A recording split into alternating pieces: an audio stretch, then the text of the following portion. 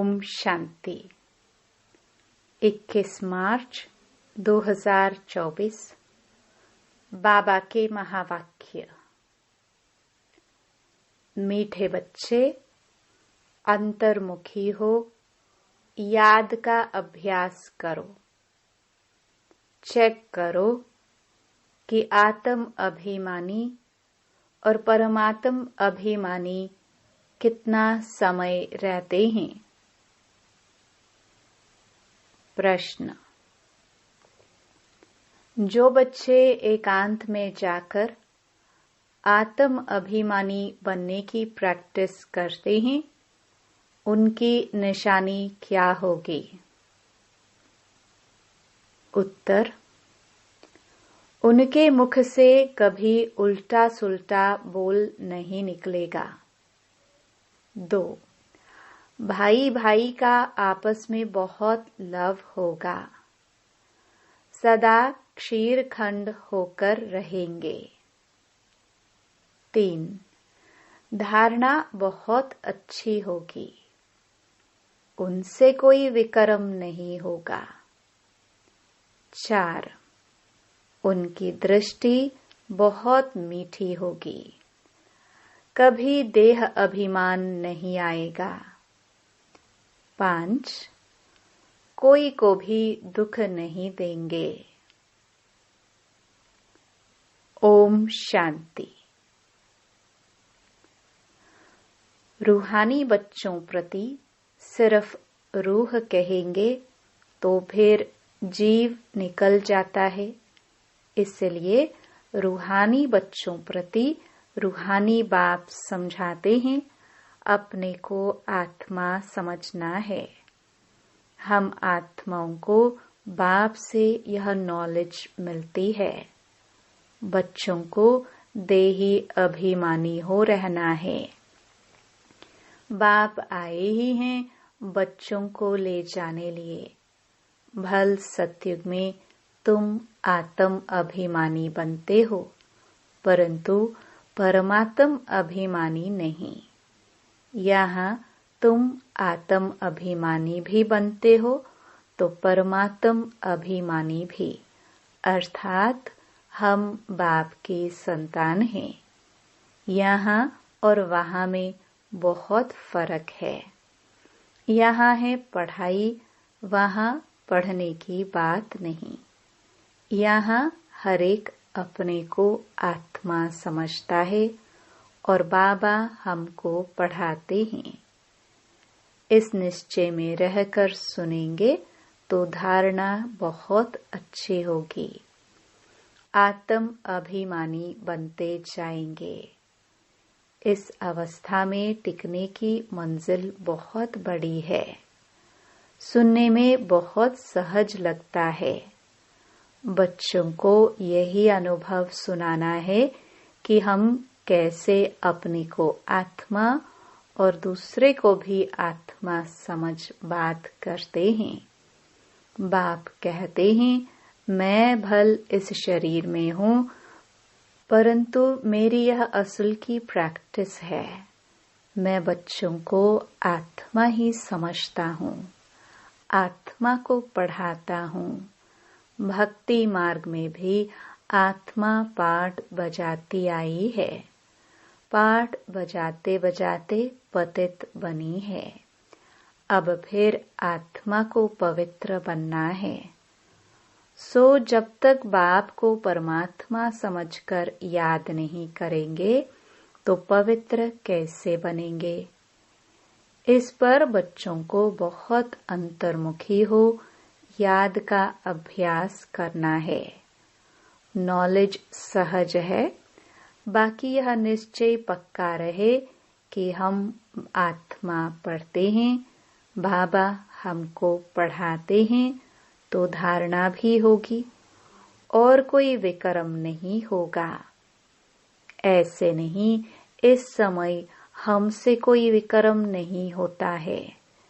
विकर्माजीत तो अंत में बनेंगे। भाई भाई की दृष्टि बहुत मीठी रहती है। इसमें कभी देह अभिमान नहीं आएगा। बच्चे समझते हैं बाप की नॉलेज बड़ी डीप है। अगर ऊंच ते ऊंच बनना है तो यह प्रैक्टिस अच्छी रीति करनी पड़े, इस पर गौर करना पड़े। अंतर्मुखी होने के लिए एकांत भी चाहिए। यहाँ जैसा एकांत घर में धंधे धोरी में तो मिल ना सके, यहाँ तुम यह प्रैक्टिस बहुत अच्छी कर सकते हो।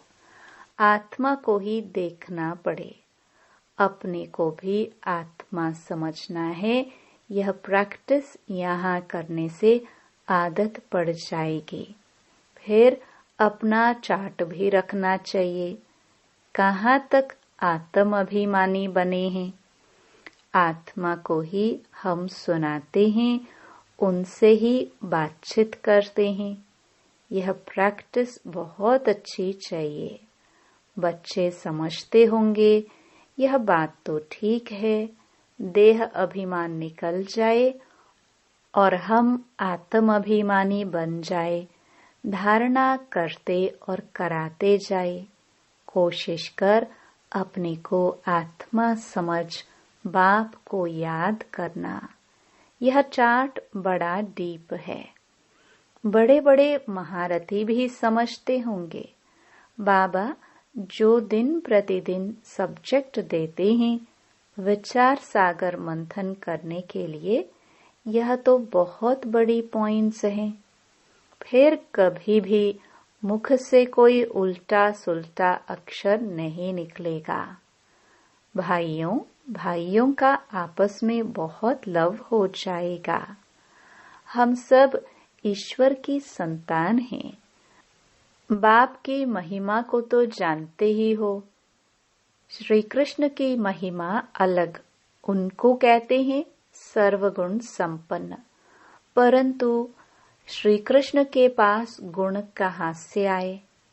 भल उनकी महिमा अलग है, परंतु सर्वगुण संपन्न बना तो ज्ञान सागर बाप से ही है ना। तो अपनी जांच बहुत रखनी है। कदम कदम पर पूरा पोतामेल निकालना है। व्यापारी लोग सारे दिन की मुरादी रात को संभालते हैं। तुम्हारा भी व्यापार है ना। रात्रि को जांच करनी है कि हमने सबको भाई भाई समझकर बात की, कोई को भी दुख तो नहीं दिया, क्योंकि तुम जानते हो हम सब भाई क्षीर सागर की तरफ जा रहे हैं। यह है विषय सागर। तुम अभी न रावण राज्य में हो न राम राज्य में हो, तुम बीच में हो। तो अपने को आत्मा समझ बाप को याद करना है। देखना है कहाँ तक हमारी वह भाई भाई के दृष्टि की अवस्था रही। हम सब आत्माएं आपस में भाई भाई हैं। हम इस शरीर से पाठ बजाते हैं। आत्मा अविनाशी है, शरीर विनाशी है। हमने 84 जन्मों का पाठ बजाया है। अब बाप आए हैं, कहते हैं मामेकम याद करो, अपने को आत्मा समझो। आत्मा समझने से भाई भाई हो जाते हैं। यह बाप ही समझाते हैं। बाप के सिवाय और कोई का पाठ ही नहीं। प्रेरणा आदि की बात नहीं। जैसे टीचर बैठ समझाते हैं, वैसे बाप बच्चों को समझाते हैं। यह विचार करने की बात है। इसमें समय भी देना पड़ता है। बाप ने धंधा आदि करने के लिए तो कह दिया है, लेकिन याद की यात्रा भी जरूरी है।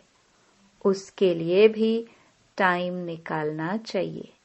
सर्विस भी सबकी भिन्न भिन्न है। कोई बहुत टाइम निकाल सकते हैं। मैगजीन में भी युक्ति से लिखना है कि यहाँ ऐसे बाप को याद करना होता है। एक दो को भाई भाई समझना होता है। बाप आकर सभी आत्माओं को पढ़ाते हैं। आत्मा में दैवी गुणों के संस्कार अभी भरने हैं। मनुष्य पूछते हैं, भारत का प्राचीन योग क्या है? तुम समझा सकते हो, परंतु तुम अभी बहुत थोड़े हो। तुम्हारा नाम निकला नहीं है। ईश्वर योग सिखलाते हैं। जरूर उनके बच्चे भी होंगे, वह भी जानते होंगे। यह किसको भी पता नहीं है। निराकार बाप कैसे आकर पढ़ाते हैं? वह खुद ही समझाते हैं। मैं कल्प कल्प संगम युग पर आकर खुद बताता हूँ कि मैं ऐसे आता हूँ। किसके तन में आता हूँ? इसमें मूंझने की बात नहीं। यह बना बनाया ड्रामा है। एक में ही आता हूँ। प्रजापिता ब्रह्मा द्वारा स्थापना। वह मुरब्बी बच्चा पहले पहले बनते हैं। आदि सनातन देवी देवता धर्म स्थापन करते हैं। फिर वही पहले नंबर में आते हैं। इस चित्र पर समझानी बहुत अच्छी है। ब्रह्मा सो विष्णु, विष्णु सो ब्रह्मा कैसे बनते हैं? यह और कोई समझा ना सके। समझाने की युक्ति चाहिए। अभी तुम जानते हो बाबा कैसे देवता धर्म की स्थापना कर रहे हैं, कैसे चक्र फिरता है।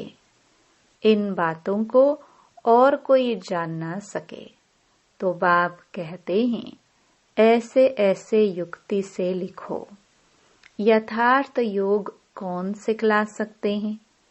यह मालूम पड़ जाए तो तुम्हारे पास ढेर आ जाए। इतने बड़े आश्रम जो हैं, सब हिलने लग पड़ेंगे। यह पिछाड़ी को होना है। फिर वंडर खाएंगे कि इतनी सब संस्थाएं भक्ति मार्ग की हैं, ज्ञान मार्ग की एक भी नहीं। तब ही तुम्हारी विजय होगी। यह भी तुम जानते हो, हर 5000 वर्ष के बाद बाप आते हैं। बाप द्वारा तुम सीख रहे हो, औरों को सिखलाते हो। कैसे किसको लिखत में समझाना है।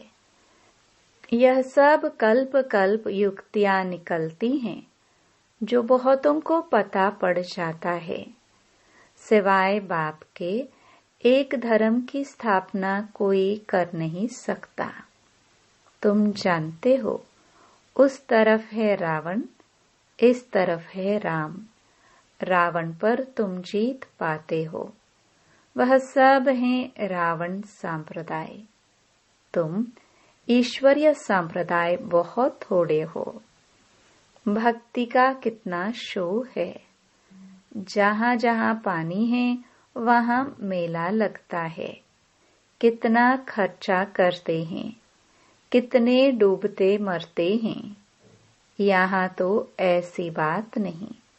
फिर भी बाप कहते हैं, आश्चर्यवत मेरे को पहचानंती, सुनंती, सुनावंती, पवित्र रहवंती, फिर भी अहो माया तेरे द्वारा हार खावंती।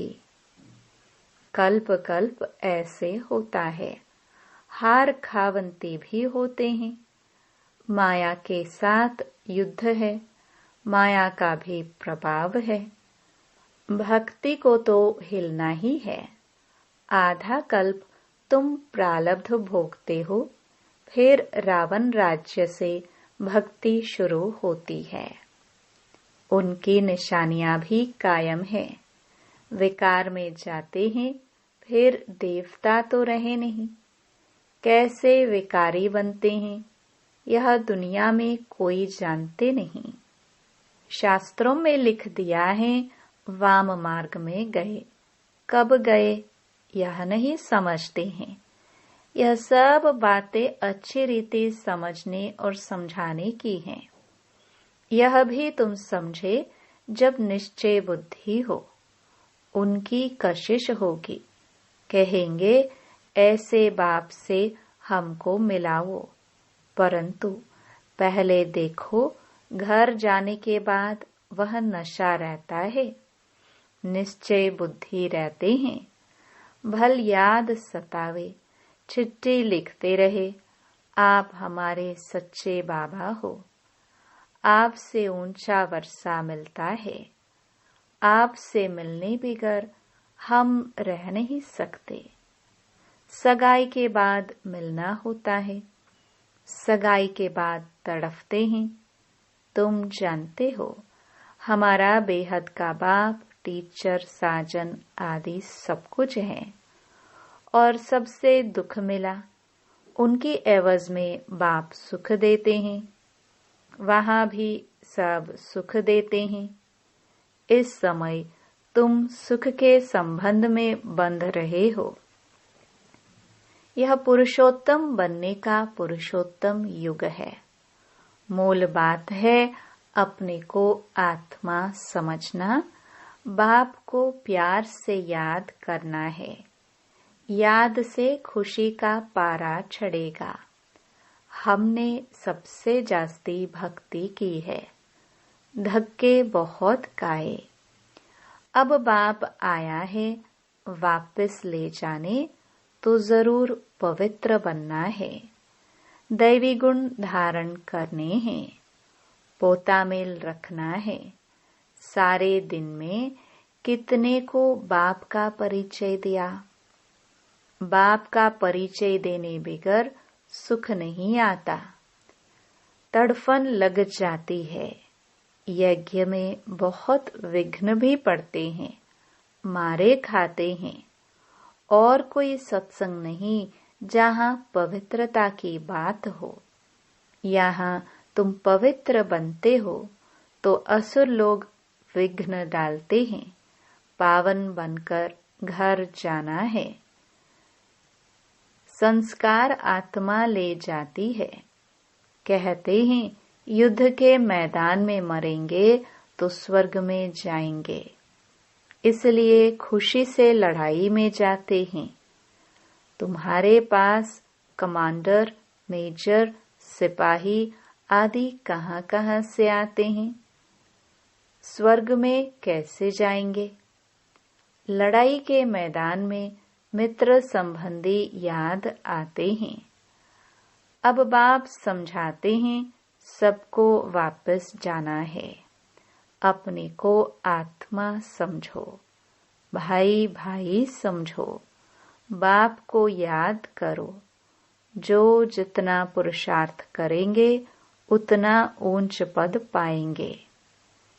वो लोग कहते हैं हम भाई भाई हैं, परंतु अर्थ नहीं जानते, बाप को ही नहीं जानते। लोग समझते हैं हम निष्काम सेवा करते हैं, हमको फल की इच्छा नहीं, परंतु फल तो जरूर मिलना है। निष्काम सेवा तो एक बाप ही करते हैं। बच्चे जानते हैं बाप की कितनी ग्लानि की है, देवताओं की भी ग्लानि की है। अब देवताए किसी की हिंसा तो कर नहीं सकते। यहाँ तो तुम डबल अहिंसक बनते हो, न काम कटारी चलाना न क्रोध करना। क्रोध भी बड़ा विकार है। कहते हैं बच्चों पर बहुत क्रोध किया। बाप समझाते हैं थप्पड़ आदि कभी नहीं मारना। वह भी भाई है, उनमें भी आत्मा है। आत्मा छोटी बड़ी नहीं होती है। यह बच्चा नहीं, परंतु तुम्हारा छोटा भाई है। आत्मा समझना है। छोटे भाई को मारना नहीं चाहिए, इसलिए श्री कृष्ण के लिए दिखाते हैं ओखरी से बांधा। वास्तव में ऐसी बातें हैं नहीं। यह भिन्न भिन्न शिक्षाएं हैं। बाकी श्री कृष्ण को क्या परवाह पड़ी है माखन की। वह महिमा भी करते हैं उल्टी चोरी की। तुम महिमा करेंगे सुलटी। तुम कहेंगे वह तो सर्वगुण संपन्न 16 कला संपूर्ण है। परंतु यह ग्लानि की भी ड्रामा में नोंद है। अभी सब तमो प्रधान बन पड़े हैं। बाप आकर सतो प्रधान बनाते हैं। पढ़ाने वाला है बेहद का बाप। उनकी मत पर चलना पड़े। डिफिकल्ट से डिफिकल्ट यह सब्जेक्ट है। पद भी तुम कितना ऊंच पाते हो। अगर सहज हो तो सब इस इम्तिहान में लग जाए। इसमें बड़ी मेहनत है। देह अभिमान आने से विक्रम बन जाएंगे, इसलिए छुई मुई का दृष्टांत है। बाप को याद करने से तुम खड़े हो जाएंगे। भूलने से कुछ न कुछ भूल हो जाएगी। पद भी कम हो पड़ता है। शिक्षा तो सबको दी है, जिसकी बाद में गीता बनाई है। गरुड़ पुराण में रोचक बातें लिखी हैं, जो मनुष्यों को डर लगे। रावण राज्य में पाप तो होते ही हैं, क्योंकि है ही कांटों का जंगल। बाप कहते हैं दृष्टि को भी बदलना है। बहुत समय से हिरे हुए हैं, इसलिए शरीर की तरफ प्यार चला जाता है। विनाशी चीज से प्यार रखने से फायदा ही क्या। अविनाशी से प्यार रखने में अविनाशी बन जाता है। बच्चों को यही डायरेक्शन है। उठते बैठते चलते फिरते बाप को याद करो। अच्छा, मीठे मीठे सिखिलदे बच्चों प्रति माता पिता बाप दादा का याद प्यार और गुड मॉर्निंग। रूहानी बाप के रूहानी बच्चों को नमस्ते। धारणा के लिए मुख्य सार। पहला, शरीर विनाशी है, उससे प्यार निकाल अविनाशी आत्मा से प्यार करना है। अविनाशी बाप को याद करना है। आत्मा भाई भाई है, हम भाई से बात करते हैं, यह अभ्यास करना है। दूसरा, विचार सागर मंथन कर अपनी ऐसी अवस्था बनानी है जो मुख से कभी कोई उल्टा सुल्टा बोल न निकले। कदम कदम पर अपना पोतामेल चेक करना है। वरदान, निमित्त और निर्माण भाव से सेवा करने वाले श्रेष्ठ सफलता मूर्त भव। सेवाधारी अर्थात सदा बाप समान निमित्त बनने और निर्माण रहने वाले। निर्माणता ही श्रेष्ठ सफलता का साधन है। किसी भी सेवा में सफलता प्राप्त करने के लिए नम्रता भाव और निमित्त भाव धारण करो। इससे सेवा में सदा मौज का अनुभव करेंगे। सेवा में कभी थकावट नहीं होगी। कोई भी सेवा मिले, लेकिन इन दो विशेषताओं से सफलता को पाते सफलता स्वरूप बन जाएंगे। स्लोगन। सेकंड में विदेही बनने का अभ्यास हो तो सूर्यवंशी में आ जाएंगे। ओम शांति।